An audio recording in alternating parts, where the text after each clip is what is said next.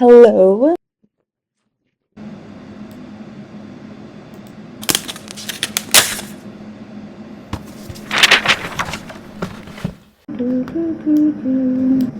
Hello. Today I'm trying something new. I mentioned a while ago that I really like the clips of layers of things, but not in the sense of like an overlay, more in the sense of like a really poorly made collage. And I haven't done a webcam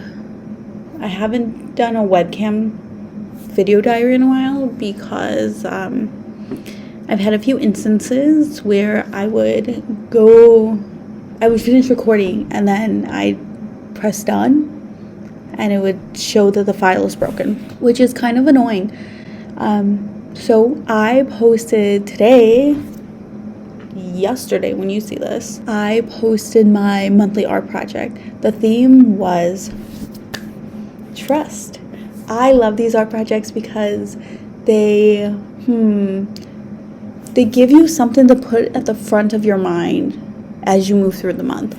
And it being trust, I mean, I don't want to say too much on it right now, but it was incredibly impactful. And the idea I had of what I wanted to create as the month went by was incredibly different than what I created when I sat down to edit. Today is the Super Bowl. Oh my gosh. Okay, so it's the Super Bowl and Bad Bunny is performing. Now, I heard about Bad Bunny years and years ago. I don't speak Spanish very well at all. I took Spanish in high school. Grandparents speak Spanish. They're Puerto Rican.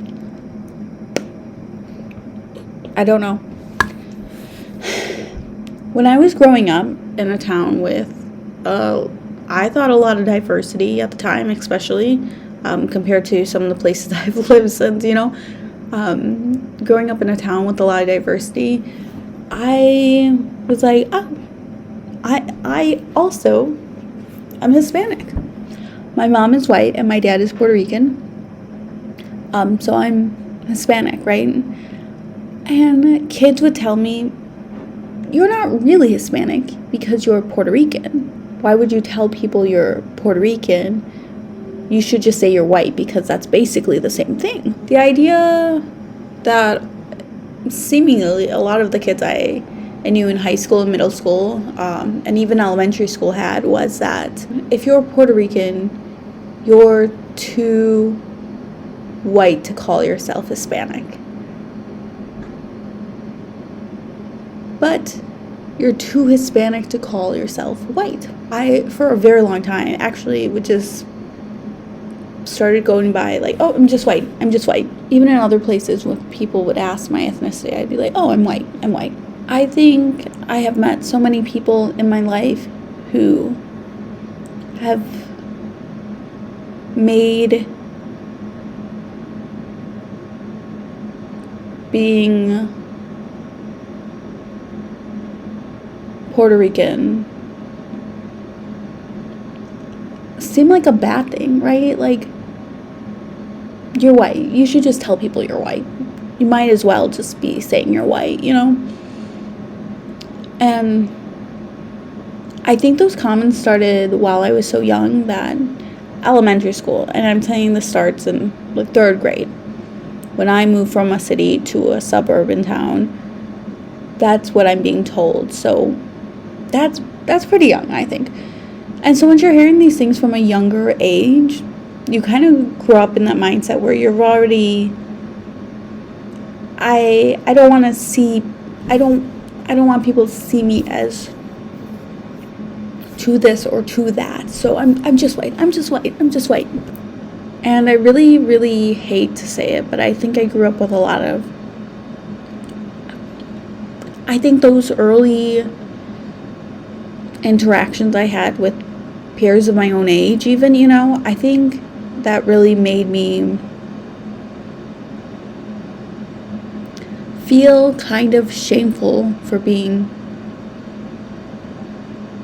something other than just white. And so when I moved to a predominantly white, I don't even want to say town, state, but definitely town. And I was very tan over the summer. People would say things along the lines of like, oh wow, great color. How did you do that? Do you go tan? Like, oh, do you get it done? Like, and I would say, it could just be because I'm Puerto Rican. Suddenly it's like, whoa, so exotic, look at you. And I think being white and being Puerto Rican has given an intense amount of privilege, right? Because the skin tone is very white passing. It's very, you could just tell people you're white, you know? Like, oh, when we say we don't like these people, we're not saying you because you look white. Oh, and so actually, I think as I grow older, and the more in touch I try to become with that part of me, the more inner work I do, the more I try to accept those parts of me and forgive the times where I've been really hard on myself, you know. I desire to reconnect with that part of me. I had a great grandmother who loved me dearly, right? And I have a picture of her on my wall, and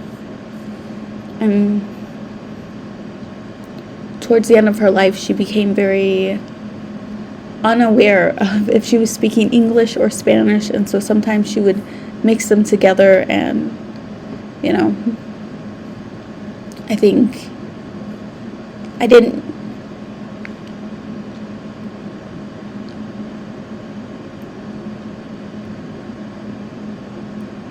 I think in those moments I didn't know how to communicate with her, so I felt uncomfortable. I felt uncomfortable being there. When you get older and you get to look back at moments and think, oh wow, that moment really made me feel loved, and that really made me feel cared for. I think of my great-grandmother at the end of her life when she would just look at me and she would just say, I love you, I love you, I love you.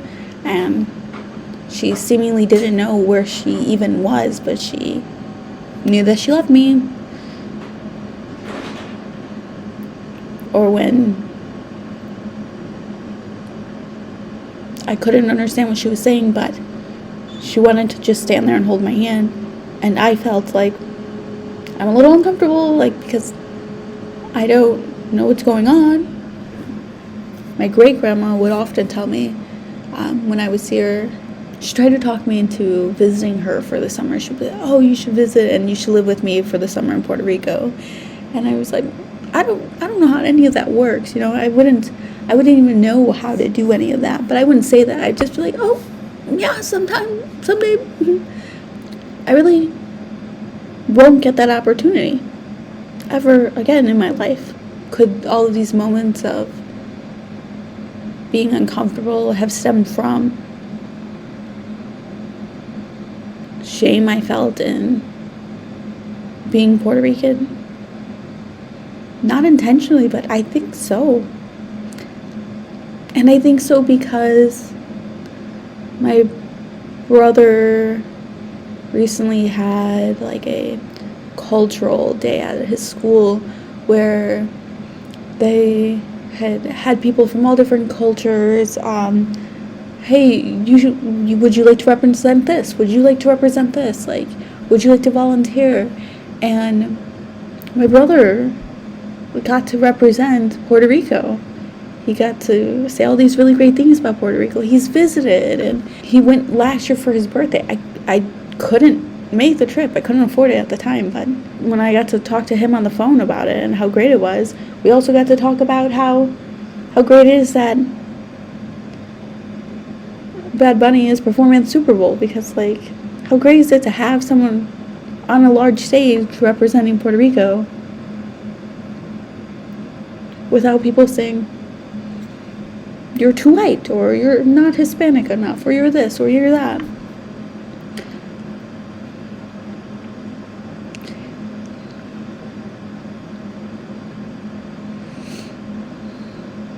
And I just think it's so crazy that shame can be built from moments when someone is just talking to you, someone is just complaining to you, or complaining about you.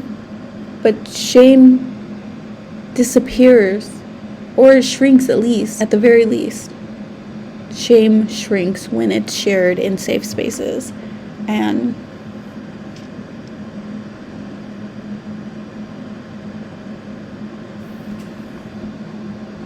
I'm going to Puerto Rico this year, and I'm so grateful to be in a place where that's a possibility for me, right? I'm so grateful that I allow myself the opportunity to dance around the kitchen, listening to music that my grandma used to listen to around her home. Like, anytime she had people over, it was always like, I'm not entirely sure, but I'm pretty sure it was a lot of Puerto Rican power. Rehearing it just feels nostalgic. It takes me back to it. And so I get to just dance around my kitchen and make my colorful meals, and I don't feel shame about who I am anymore.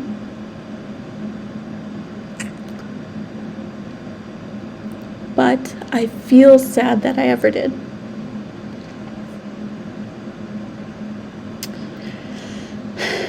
Yeah.